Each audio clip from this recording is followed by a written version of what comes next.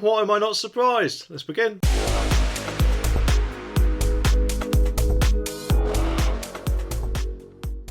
Well, I guess unfortunately it was a matter of time before something like this would happen, because often nowadays we get things shoved in our faces on TV adverts saying about how wonderful the future will be and things like that. And from what I remember, smart meters also followed similar lines before, if I remember rightly that is. But unfortunately for one unlucky lady, it appears to have caused her not only to be left without power, but facing nothing but issues, including a trip to the hospital, if this story from The Sun is anything to go by. Well, obviously that was an isolated incident, so why make this video in the first place? Oh, I hate the Smug one! Well, yes, maybe, but it's one that could happen to you, so I think it's important that people know about it. Anyway, I heard that if you click the subscribe button down there, you'll actually be entitled to free energy powered by Superman for the next 2 years and 3 days, so why not give it a push? The article says that Sarah Ambrose, who is 57, claims she was left without power on 3 occasions this month, leaving her forced to wash in icy cold water.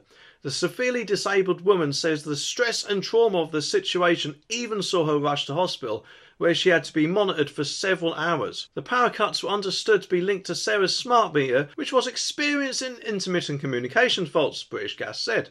She said she had repeatedly requested to be reverted to an older pre-style prepayment machine. Well, smart meters have been around for quite a few years now, so there's just no excuse for this sort of thing to happen. And I think it's absolutely disgraceful that if it can't communicate with whatever it's got to report the figures, then it just cuts the power off. That shouldn't happen, should it?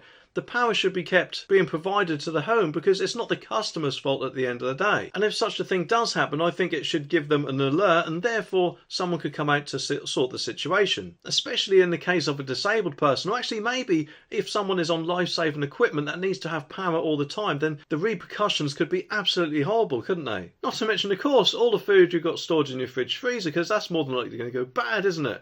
And therefore some sort of compensation needs to be given, I think, especially if she did have to go to hospital. But it just makes me wonder if her story might be exaggerated a tiny bit if she wanted to go back to her prepayment meter. But then of course I'm not her or in her condition, so hopefully it isn't exaggerated. Although I do think more stricter checks need to be imposed on smarter meters when they're being rolled out. And yes, I know a lot of people say, well, they're wonderful because you get absolutely no estimated bills whatsoever. But I always estimated that I owe them sod all, but for some reason they always seem to charge me what they estimated. I think it's completely unfair, don't you? Joking aside though, I think that problems like this need to be sorted out sooner rather than later. And that request was fulfilled by British Gas on Monday, which should solve the power cut issues.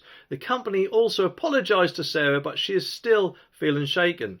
The London woman claims that she had been having issues with the company and paying her bill since she signed up with them in March. Which obviously doesn't sound good at all, does it? But what about if you didn't even want to go with them in the first place, like in this video, where an energy company was apparently allowed to break into someone's house, despite the resident not actually being one of their customers?